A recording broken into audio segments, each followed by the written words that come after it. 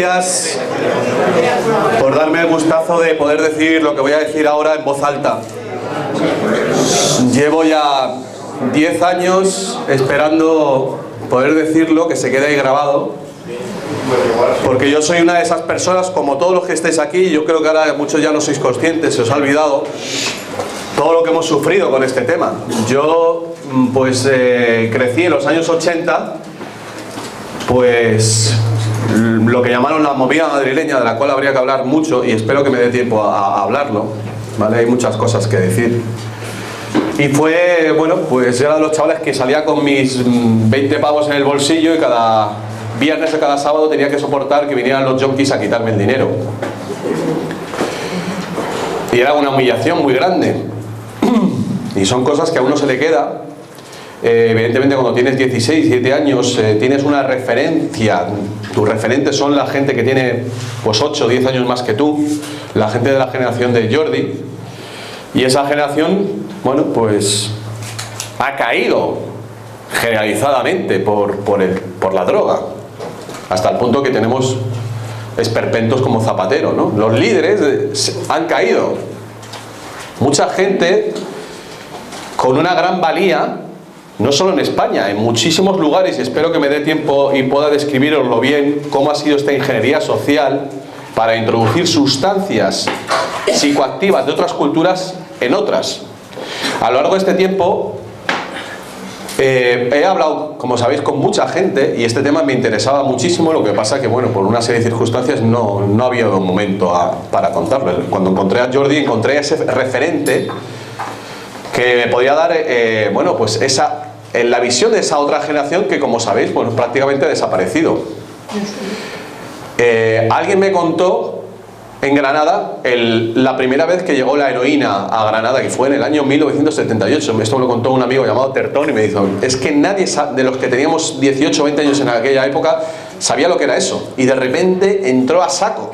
De repente cayó Franco y de repente entró la droga. A mí me tocó vivir esa época de los años 84, 85, bueno, ahí empezás a ir ya los años 85, 86. Bueno, pues como mucha gente empezamos a consumir cannabis, porros sobre todo, luego hachís, luego empezó a llegar más la marihuana. Yo soy un consumidor esporádico, ocasional. A mí me ha abierto puertas. Una parte de mi trabajo como investigador y como conectador de piezas se puede deber a algunos porros que he fumado en un estado consciente de lo que estaba haciendo, y me ha abierto algunas puertas. Pero al mismo tiempo he visto a mi alrededor las vidas que ha destrozado el desconocimiento de lo que significan esas sustancias y la mierda que le han echado. Tengo dos primos que han caído, están en tratamiento psiquiátrico, y trataré de hacer un paralelismo entre drogas legales e ilegales. Bueno, las voy a meter en un mismo saco y voy a describir cómo se ha manejado uno y otro tráfico de estupefacientes. No soy un gran consumidor, tengo que decirlo, por eso me he reunido de gente que sí ha tenido esas experiencias.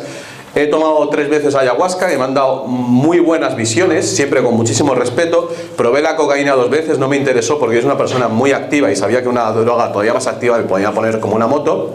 El hecho de tener un padre alcoholizado pues también ha influido en que le he tenido mucho respeto. Bueno, porque mi juventud fue problemática y sabía perfectamente que me podía ir por otro lado. Entonces he podido ser unos que han caído, y de hecho a mi alrededor, no el círculo más cercano de amigos, aunque tengo un amigo que se suicidó por una acumulación de cosas, se suicidó con 24 años. En mi entorno, ya esa generación, mi generación, ya no estaba cayendo tanto en la heroína, aunque sí conocía gente que cayó. Estoy hablando de Madrid, en Moratalaz, en los años 80. Vengo del País Vasco, que también entró a saco, es una cosa que siempre me ha preguntado.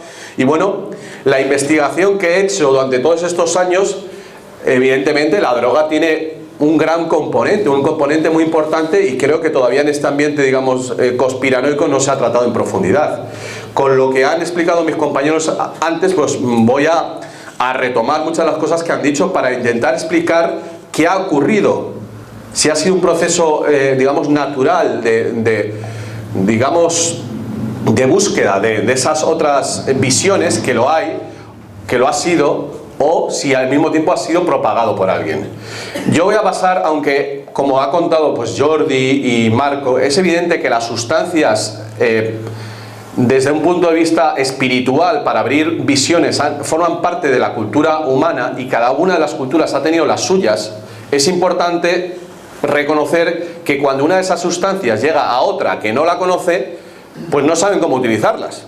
Y eso es lo que pasó con la heroína en los años 70-80 a la generación de Jordi. Básicamente, unos chavales inexperimentados de repente le llega algo, pero le llega a mogollón y a unos precios baratísimos.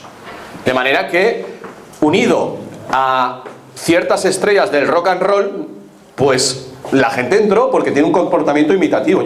Yo que soy he vivido el rock and roll, he apuntado aquí las fechas de 3 canciones que para mí son muy paradigmáticas. Es la canción Heroin de Lou Reed, que es del año 1964, hay que recordar las fechas, 64, aunque luego la graba otra vez en 67. La canción Brown Sugar, que es de los Rolling Stones en el álbum de Sticky Fingers, el año 71. Y el famosísimo Cocaine, que por más que diga, aunque no lo escribió Eric Clapton, sino fue Gigi Cale, por más que diga que está en contra de la cocaína, si don't lie, o sea, parece un anuncio de la cocaína. A mí un día tendrá que reconocer el señor Gigi Cale que esa canción fue patrocinada, porque qué casualidad que después de esos años 70 empieza la cocaína a entrar a saco. Y con la heroína, 3/4 de lo mismo. Como ya ha comentado Jordi, la heroína, la fórmula de heroína es de la firma Bayer. O sea, cualquier tipo de investigación, es que a mí me flipa que nadie se le haya ocurrido empezar por ahí. O sea, ¿quién ha podido montar ese tráfico? Bueno, pues si nos vamos al siglo XIX y nos damos cuenta de lo que fue realmente la guerra del opio, que ha sido muy mal explicada, pero es simplemente una guerra psicológica para tumbar a China por parte de Inglaterra por medio de la Compañía de las Indias Orientales. La gente que hayáis visto la película 55 días en Pekín, con la historia de los Boxer, que es esa sociedad secreta china, que es la misma que ahora está actuando con lo de Benjamin Fulford, que se oponía a la entrada masiva de la heroína que venía de más abajo, del sudeste asiático. Evidentemente, como también ha dicho Jordi, había unos fumadores de opio en aquella época, en un ámbito bastante elitista, pero esa entrada de los barcos ingleses consiguió derrotar anímicamente a los chinos y tomar posesión de los puertos comerciales que ahora todos conocemos, que bueno, algunos lo han devuelto, como Hong Kong, como Taiwán, bueno, y los portugueses también, Macao. Eso fue el origen de la guerra del opio. La guerra del opio fue una guerra psicológica, uno de cuyas derivaciones es el banco HSBC, que es un banco de Hong Kong y que justamente ahora está siendo investigado por el lavado del dinero de la droga. A la cabeza de ese banco sí o sí está la reina Isabel de Inglaterra. Y eso es un tema que espero poder definirlo claramente. El dinero del tráfico del opio, antes de que llegara la heroína, pero realmente hay que tirar de ahí para poder entender lo que luego ocurrió en Europa, en Estados Unidos y en Europa en los años 60, 70, 80, sirve para crear la secta Skull and Bones. La secta de la Universidad de Yale, a la que pertenece la mayor parte de los dirigentes estadounidenses, fue fundada por el señor Russell, que era uno de los líderes, de los capos de la Compañía de las Indias Orientales. Lo cual traza una conexión muy clara. ¿Qué ocurre? La gente, hay que volver al siglo XIX, a la educación victoriana, porque esto no es una cuestión de demonizar sí o no, sino que hay que entender a la gente, y a través de los artistas, que son las personas más sensibles, se puede entender un poco mejor el por qué esta gente empieza ese camino de descubrir otras sustancias.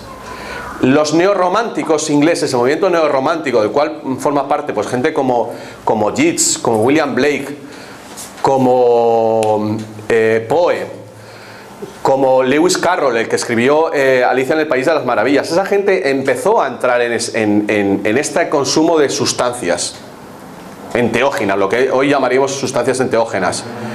Como igual harían unos años después, influidos por esta gente como Dalí o Gaudí. Sabéis todos que Gaudí estaba muy influido por las setas, y entonces, bueno, el Parque Güell y muchas de las construcciones que ha hecho tienen que ver con estas visiones que a su vez han inspirado a tantas obras de la literatura que están, bueno, pues, yo qué sé, desde La casita de chocolate a Alicia en el País de las Maravillas, tantas, Lovecraft, se me ha olvidado nombrarlo, ¿vale? Marguerite Duras, la obra de Marguerite Duras está muy influida también, vivió en el sudeste asiático. Esta gente, estamos hablando primero de la élite, porque esta fue la gente que empezó a explorar esos caminos como una manera de liberarse también, evidentemente, del tema religioso, de la constricción, de las creencias, bueno, liberarse, ese era su deseo. ¿Qué ocurre? Que cualquier cosa que tú utilices para liberarte, si no lo haces con conciencia, te puede llevar al otro barrio. Entonces, los ingenieros sociales que están al mando de todo este cotarro, tomaron nota.